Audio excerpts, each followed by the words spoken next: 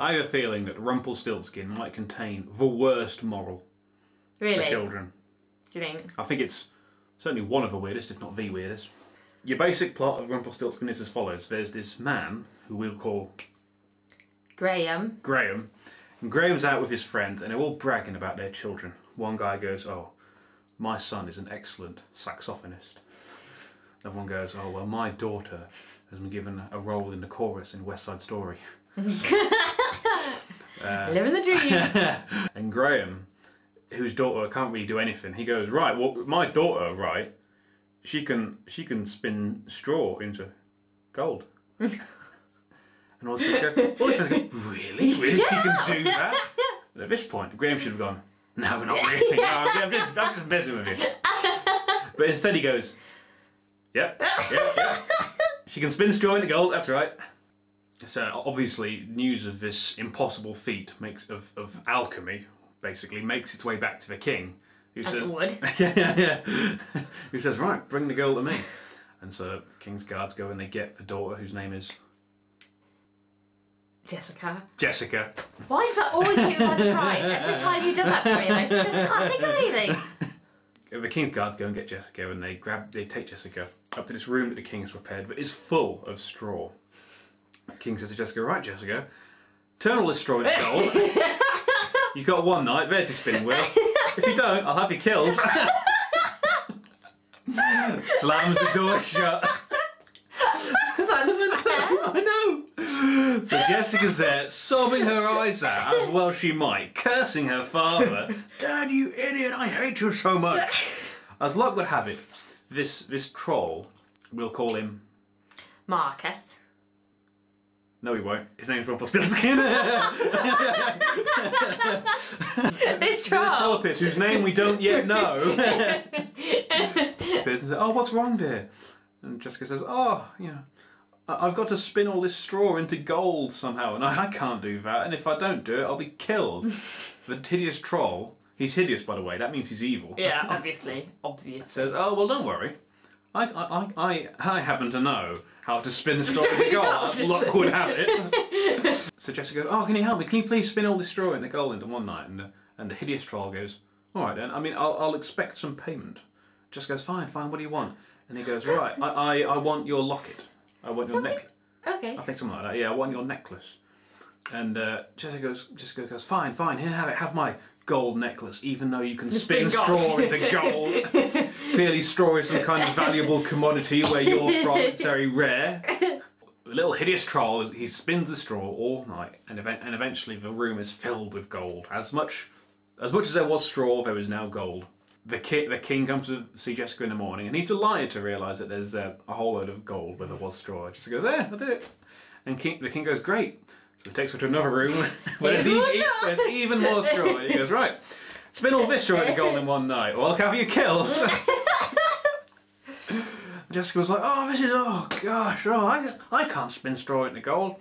As luck would have it, again, the hideous troll appears with a pop or a crack or whatever. And goes, oh, hello again. Jessica goes, oh, please, hideous troll. Not bothering to ask your name, even though I should do. It'd be good for me in the future. It'd be good for me in the future if I knew your name, but I'm not going to ask it. I'm just going to refer to you as hideous troll. Anyway, please, hideous troll, please spin all this straw into gold again. Troll goes, fine, but I want some payment. This time I want your watch. Jessica goes, fine, you can take my watch. Just spin it all into gold. So the hideous troll works through the night, spins all the straw into gold, takes the watch, leaves. The king appears again in the morning to check on Jessica's work and goes, you spent all the straw into gold, well done. Jessica goes, thank you. King goes, right, and takes her to another, even bigger room, even more straw. How greedy is this king? This amount of gold is not in 2 rooms full of gold is not enough for him. Maybe he just wants to... He's devaluing gold. Exactly, by having too much gold. He's quantitatively easing gold. That's true.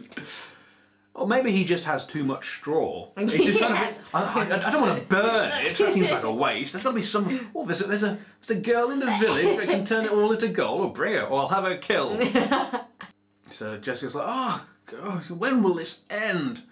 I can't spin all this straw into gold. As luck would have it, the hideous troll appears again and says, I'll spin all this straw into gold. Jessica goes, great, thank you, hideous troll. And Troll goes, well, I'll expect some payment. Jessica goes, well, I've got nothing else to give you. And Troll goes, oh, right, okay. I'll tell you what, look, I can't have children. But I would love to be a father. There's a lot of love in this heart, okay? A lot of fatherly love. The hideous troll. The hideous troll, yeah. I really want to raise a child. So I want you to be a surrogate mother, basically. I want to adopt and love and care for your firstborn. Jessica goes, fine, whatever. Just get it done, please. Once again, for a third time, the hideous troll works through the night and spins all the straw into gold. The king comes to check on Jessica in the morning. He goes, wow, it's amazing. 3 nights in a row you spun straw into gold. Would you like to marry me? Jessica goes, well, all right. Even though you wanted me killed. Even though you threatened to kill me, you've imprisoned me. Taking me away from my home. Yes, I'll marry you. It's practically slave labour if she'd done it herself. Anyway, some years passed. Jessica learned to love the king, and they should happen to have a baby, who I think will not be raised in a happy family. No. I think being raised by a hideous single troll is preferable to being in a family. Sham of a family. In a family where the dad regularly threatens to kill the mother and says, I only love you for your money, you know. Anyway, so some years pass, and Jessica gives birth to a beautiful baby boy. And after another few months, who should appear but the hideous troll? Yes. Hello again, Jessica. Listen, I don't know if you remember, I saved your life 3 times. I'm here for the payment that you technically promised I could have. I want your son, please. Jessica goes, oh, no. I didn't mean it. I don't actually want to give you my son. Oh, I won't. Here's what all right. I'll tell you what. You can keep your son. Jessica goes, yes. Troll goes, if you can tell me my name. And she goes, oh, he mentioned it twice as well. Think. What a selfish woman she is. She truly is, isn't she? I'll tell you what, I'll give you 3 days to remember my name. I'll give you a clue. It's quite a long name. Not one you'll have heard before. So Jessica goes, all right, fine. The troll goes away and he comes back like the next evening. Got any idea what my name is? And Jessica's like, oh, Larry, no. Wayne, no. Barry, no. Marcus, no. She exhausts all the names she can think of, even some girls' names. Amber, no. Stephanie, no. What else? Table. Is your name stapler? Is your name chair? He comes back the next day. She still can't think of any names, and she's trying anything she can think of. And Troll goes, no. Look. If you can't think of my name by tomorrow evening, I am going to take your son, as we agreed. I've given you this as some kind of grace period. Okay, I could just take your son. But no, I'm giving you the opportunity to keep hold of your son. If you can tell me my name, I saved your life 3 times. You should know my name. Jessica gets desperate. She gets one of the king's scouts to hunt around for names. Hunt around for any unusual names you can find. The scouts out. Scouts going around knocking on people's door. And what's your name? He happens to go into this forest. And who should be there but the troll, who's dancing around in front of his log carrying a... My name's Rumplestiltskin! My name's Rumplestiltskin! What an idiot. Yeah. When you've made this type of bet, the stupidest thing in the world to do would be to sing about your own name. Like, you deserve to lose if you're that stupid. Really one thing you have to do for 3 days is not mention your name. You know. Considering you've got no family and no friends, you don't say anything to anyone, but you choose to light a bonfire outside your house, dance around it, and sing about your own name, you idiot. Scat comes back to Jessica. Jessica, did you find anything? Did you find any unusual names? And Scat goes, well, there was this one thing. There was a troll, right, and he was dancing outside his log cabin, singing about how his name was Rumplestiltskin. I don't know if that'll be any help to you at all.